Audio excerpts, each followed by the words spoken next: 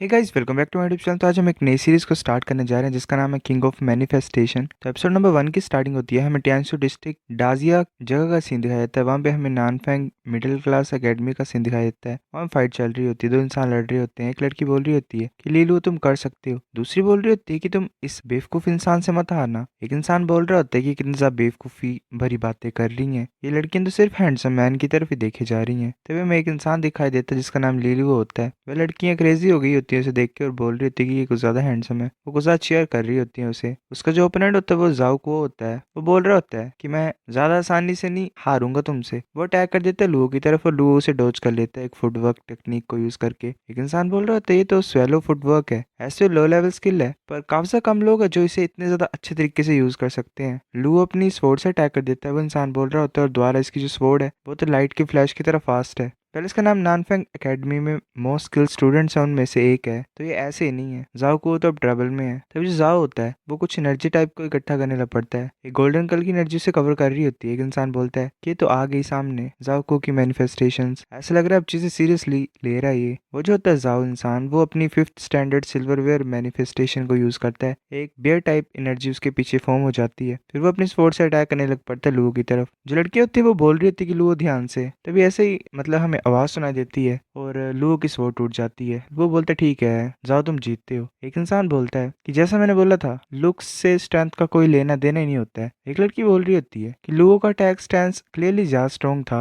और इसकी manifestation arts भी ज्यादा अच्छे होंगे जाओकुओ से। अगर ऐसा नहीं होता, अगर लुओ के पास मैनिफेस्टेशन होती तो डेफिनेटली इस राउंड में जीत जाता। एक इंसान बोल रहा होता है इसके पास टैलेंट भी और इंटेलिजेंस भी है, पर अगर मैनिफेस्टेशन ही नहीं होगी तो इसकी किस्मत ही खराब है। ये जरा भी मैटर नहीं करता कितने ज्यादा तुम अच्छे हो, अगर तुम्हारे पास मैनिफेस्टेशन आर्ट ही नहीं है तो क्या ही फायदा। एक इंसान बोल रहा होता है कि ऐसे ही तुम इसे नीचे मत दिखाओ, तुम्हें पता नहीं है लू यंग लॉर्ड है लू लान सिटी का, जो कि हमारी कंट्री की 5 सिटीज में से एक है। इसके जो पेरेंट्स है वो हमारी कंट्री के यंगेस्ट लैंडलॉर्ड्स हैं। उनके नाम काफी ज्यादा फेमस है बाहर कंट्री के भी। डाजिया को तो बोलो ही मत। जब से लीलुओ के पेरेंट्स मिसिंग हो गए हैं नोबेल्टी वॉर के टाइम पे 3 साल पहले, लू लान सिटी पहले की तरह बची ही नहीं। ये जो सिटी है 2 हिस्से में बढ़ भी सकती है और बात है कि ये कुछ ज्यादा यंग है तो ये पोजीशन ले भी नहीं सकता अभी एज अ सिटी लॉर्ड। जाओ तो वो बोलते लीलुओ क्या तुम ठीक हो, मुझे ब्लेम मत करो कि मैंने मतलब फेयर प्ले नहीं किया। लुओ बोलता है कि ठीक है तुमने कोई भी रूल्स नहीं तोड़े हैं। जाओ बोल रहा होता है ये अच्छा है। हमें जूशान यू का जो सेकंड एकेडमी टीचर होता है वो दिखाई दे रहा होता है। वो सोच रहा होता है कि लुओ ये बच्चा है, कितनी ज्यादा शर्म की बात है। लुओ की इंटेलिजेंस को ज्यादा आउटस्टैंडिंग है, ये अपने पेरेंट्स से भी आगे बढ़ सकता है। पर ये बुरी बात है कि लीलुओ के पास कोई भी मैनिफेस्टेशन नहीं है। मैनिफेस्टेशन ट्रेनिंग के टाइम पे कुछ भी नहीं कर सकता और इसकी पावर्स वेल कुछ फायदे की नहीं है। जो इंटेलिजेंस और बाकी चीजें हैं इसकी जो बेसिक ह्यूमन कल्टीवेशन है वो खुद की बॉडी के ऊपर मतलब जो मैनिफेस्टेशन एनर्जी है उसके ऊपर लाई करती है। मैनिफेस्टेशन के तरीके से जो एनर्जी होती है हेवन और अर्थ की वो अब्जॉर्ब होती है, जिसे मैनिफेस्टेशन पावर बोला जाता है। एक इंसान की मैनिफेस्टेशन एनर्जी जो होती है वो काफी ज्यादा फॉर्म्स की हो सकती है, पर मेनली 2 चीजों में 2 ग्रुप्स में वो डिवाइड की जाती है। एक होती है एलिमेंटल मैनिफेस्टेशन और एक होती है प्राइमल मैनिफेस्टेशन। एलिमेंटल मैनिफेस्टेशन वो होती है जिसमें एलिमेंट्स को अब्जॉर्ब किया जाता है हेवन और अर्थ के बीच में। और अगर बात करें प्राइमल मैनिफेस्टेशन की तो ऐसा बोला जाता है कि जो वॉरियर्स होते हैं वो प्राइमल बीस्ट की सोल को अब्जॉर्ब करते हैं और अपने साथ मिक्स कर लेते हैं। इसी तरीके से प्राइमल मैनिफेस्टेशन बोर्न होती है। और चाहे बात करें एलिमेंटल मैनिफेस्टेशन की या प्राइमल मैनिफेस्टेशन की, डिफरेंट स्टैंडर्ड्स होते हैं रैंकिंग के भी। 1st से 9th स्टैंडर्ड होता है, मतलब जैसे प्राइमल मैनिफेस्टेशन में बेयर रख लो तुम तो उसके भी रैंक होंगे 1 से लेकर 9 तक। जब एक इंसान 10 साल का हो जाता है उनकी बॉडी में एक जगह नेचुरली बन जाती है। उस जगह को मैनिफेस्टेशन होलो बोला जाता है। जब मैनिफेस्टेशन होलो अपीयर होता है, जब तुम्हारा मैनिफेस्टेशन होलो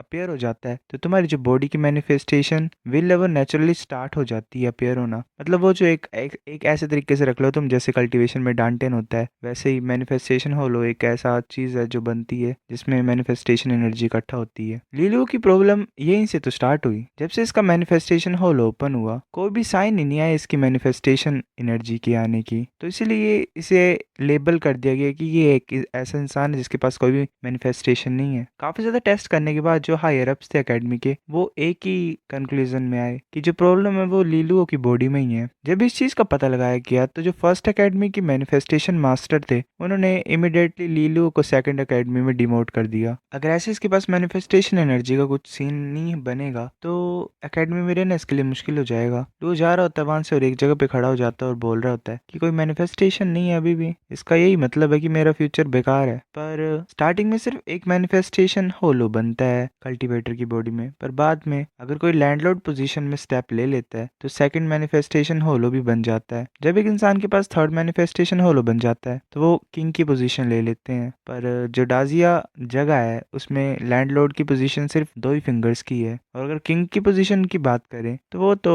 डाजिया में कोई भी नहीं है। मतलब जो लैंडलॉर्ड इसके फादर और मदर की बात हो रही थी वो एक्चुअल में कोई पोजीशन नहीं है, वो पावर है इस कॉमिक में। कितना ज़्यादा कंफ्यूजिंग है वैसे देखा जाए तो। वो सोच रहा होता है। और एक और स्पेशल चीज़ ये है कि ऐसे तो लू सिर्फ शी इन पोजीशन में है, पर उसकी बॉडी, उसके पास सिर्फ एक ही मैनिफेस्टेशन होलो नहीं है पर 3 है जो कभी सुना ही नहीं गया। मतलब ये क्रेजी चीज़ है कि जो 3 किंग पोजीशन वालों के पास होते हैं वो इसके पास पहले से ही है। सबसे बुरी बात ये है कि जो 3 होलो हैं ये खाली हैं। वैसे नीचे पड़ा हो तो सोच रहे होते क्या गंदी किस्मत है मेरी, ये 3 होलो हैं, क्या फायदा इनका, मेरा तो कोई फ्यूचर ही नहीं है क्या। एक इंसान आता है उसके पास और बोलता है क्या जो प्रॉब्लम है तुम्हारी खाली होलोज की वो अभी ठीक नहीं हुई। तो वो बोल रहा होता है हाँ। तभी जो इंस्ट्रक्टर होता है वो वहां पे आता है और बोलता है सभी अगले मंथ की स्टार्टिंग से हम सबसे ज्यादा इंपॉर्टेंट पार्ट स्टार्ट करेंगे एग्जाम्स का। तुम्हारा जो फ्यूचर है हाई क्लास एकेडमी में जाने का वो तुम्हारे एग्जाम के रिजल्ट पे डिपेंड करेगा, इसलिए तुम्हें अपना बेस्ट करना है ट्रेनिंग में। वो इंसान बोल रहा होता है कि मैं यहाँ से जाता हूँ और कल्टीवेट करता हूँ अपने मैनिफेस्टेशन आर्ट्स को।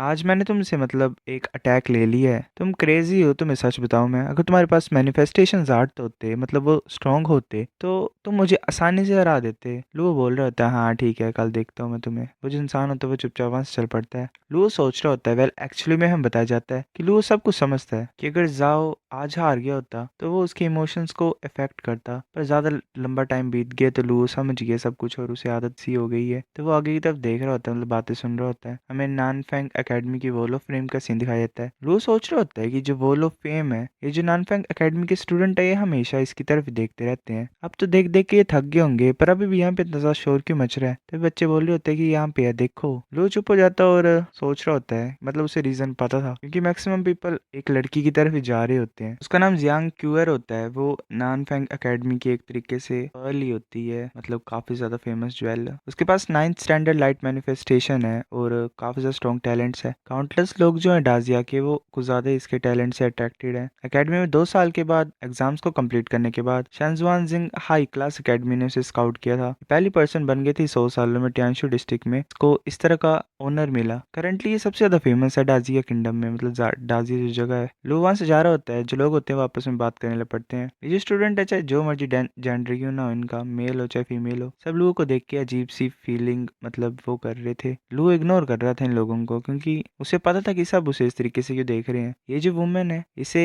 गोडेस की तरह माना जाता है लड़कों के बीच में भी और लड़कियों के बीच में भी जो नानफेंग एकेडमी के स्टूडेंट्स हैं। बात यह एक्चुअली में कि एक ऐसे डिसिपल है जिसे लू के पेरेंट्स अपने पास लाए थे और बचपन में इन दोनों की अरेंज मैरिज हो गई थी। मतलब एक तरीके से मैरिज अरेंज ही कर दी थी, बचपन में ज्यादा होता था उस टाइम पे। सीधी बातों में बताया जाए तो जियांग क्यूंगर जो है वो लुओ की फियांसे है। फर्स्ट टाइम लुओ ने जियांग को तब देखा था जब वो 3 साल के थे। उस टाइम पे उसके पेरेंट्स ने कुछ ज्यादा लंबी ट्रिप लगाई हुई थी, पर जब वो वापस आए तो वो अपने साथ 5 साल की एक लड़की को लाए थे। बाद में उन्होंने जियांग को अपना डिसिपल बना लिया। जियांग क्यूंगर तब से कुछ ज्यादा आउटस्टैंडिंग थी। वो 1 साल बड़ी थी तो काफी ज्यादा आर्ग्यूमेंट्स होते थे उन दोनों के बीच में, तो इसी वजह से लुओ मार ही खाता था और वो ऐसे ग्राउंड पे गिरे रहता था। उसी टाइम पे जियांग क्यूंगर 10 साल की थी जब लुओ के फादर ने कुछ ज्यादा पी रखी थी और खुशी में उसने बोल दिया था कि वो और ज्यादा खुश हो जाएगा अगर ये जो लड़की है ये उनकी चाइल्ड इन लॉ बन जाए। जियांग ने बात सुन ली थी और अगले दिन उसने एक एंगेजमेंट एग्रीमेंट खुद ही अपने हाथ से लिख के बना दिया और फादर के पास दे दिया था। उस टाइम पे उसके फादर ने कुछ ज्यादा मार खाई थी उसकी मदर से। लुओ भी सिचुएशन में ड्रैग हो गया और उसने मार खाई। बाद में उसकी मदर ने बोला जियांगर को कि जो एग्रीमेंट है एंगेजमेंट का उसे तोड़ दे, मतलब ऐसी सीरियस ले, पर जियांगर नहीं मान रही थी। वैसे झुक के बैठी हुई थी मतलब फादर और मदर के सामने कि मान लो इस बात को ऐसा वैसा। बाद में जो पेरेंट्स थे लुओ के उन्होंने एक्सेप्ट ही कर लिया क्योंकि जियांगर जरा नहीं मान रही थी। फिर इस बात को वो कभी दोबारा लाए नहीं और बात की नहीं, जैसे कभी एग्जिस्ट ही नहीं करती है। ये बात कभी चली ही नहीं। पर जब एकेडमी में चला हुआ था सीन, जियांग क्यूंग के पीछे एक लड़का पड़ा हुआ था कुछ पागल तरीके से, तो लास्ट में उसने पब्लिकली अनाउंस ही कर दिया कि उसकी एंगेजमेंट लीलुओ से हो चुकी है। इस इंसिडेंट के बाद एक तरीके से कुछ ज्यादा ही शोर शराबे मच गया था एकेडमी में और पूरी एंटायर टियानशु डिस्ट्रिक्ट ही हिल गई थी। लुओ ऐसे बोल रहा होता है कि अच्छी चीज थी उस टाइम पे मैं एकेडमी में नहीं था, वरना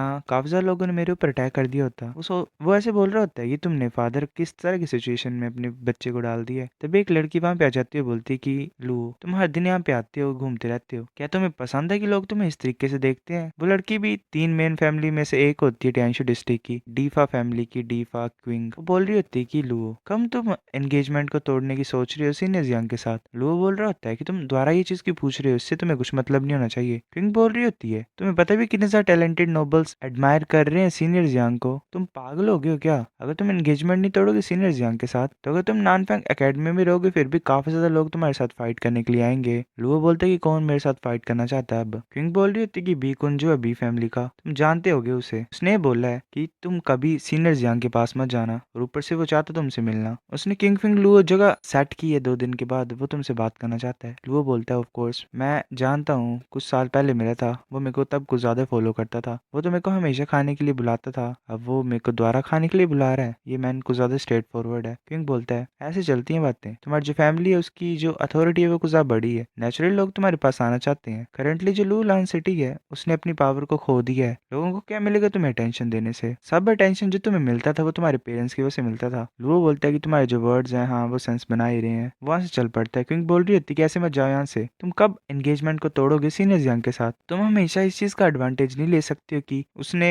तुम्हारे पेरेंट्स के कर्ज अदा करने हैं। लू जा रहा होता है और सोच रहा होता है क्या आज हुआ क्या सभी को, सभी ऐसे क्यों खड़े और मूव क्यों नहीं कर रहे हैं। क्विंग बोल रही है तो ये तो लू देखता आगे की तरफ, आगे से कैरेज आ रही होती है, कैरेज सामने रुक जाती है, कैरेज कुछ ज्यादा मतलब लग्जरियस सी लग रही होती है, उसके अंदर जियांग क्विंगर बैठी होती है, जो कैरेज होता है उस पे सिंबल होता है मतलब लू लान सिटी का। वो नीचे उतरती है, लू बोलते है कि मिस क्विंग तुम नानफेंग सिटी में क्यों वापस आ गई। वो बोल रही होती है कि मैं आज ही पहुंची नानफेंग सिटी में, और मैं तुम्हें अपने साथ लेने के लिए आई हूँ, कल तुम्हारा 17th बर्थडे है, और ऊपर से लुलान सिटी में कुछ ज्यादा इंपॉर्टेंट बिजनेस है कल जो हमें डिस्कस करने हैं। लू बोलता है चलो चलते हैं, मैं सिर्फ यहाँ पे खड़ा ही हूँ और ऐसा लग रहा है मुझे कि लोग मेरे को चाकू चुभा रहे हैं। क्विंगर बोलती है वेट करो, तुम डीफा क्विंगो है ना। डीफा क्विंग बोलती है सीनियर यंग तुम्हें मैं याद हूँ। क्विंगर बोलती है कि मैं ये होप करती हूँ कि तुम दोबारा लुओ को कभी तंग नहीं करोगे फ्यूचर में, अगर तुम ऐसा नहीं करोगे मतलब मेरी बात नहीं सुनोगे, तो तुम्हारा ब्रदर है शैन जुआन जिंग अकेडमी में, उसके साथ अच्छा नहीं होगा फिर। क्विंग क्रेजी ये होती है एक तरीके से बोल रही थी सीनियर यंग तो गुजा कूल है, मैं गुजा पसंद करती हूँ उसे। पहले क्या बात हुई, दम दम की पे कौन वो करता है ऐसे रिएक्ट। गाइस ये एपिसोड इतना था, मुझे पता है सीरीज कुछ खास नहीं है, अगर कंटिन्यू चाहते हो तो बताओ, मैं तो शायद मुश्किल ही करूँ, मुझे कुछ पसंद नहीं आई। वेल अभी तो स्टार्टिंग है, वैसे क्या बोल सकते हैं, देख लो तुम्हें जैसा लगे, तब तक के लिए बाय।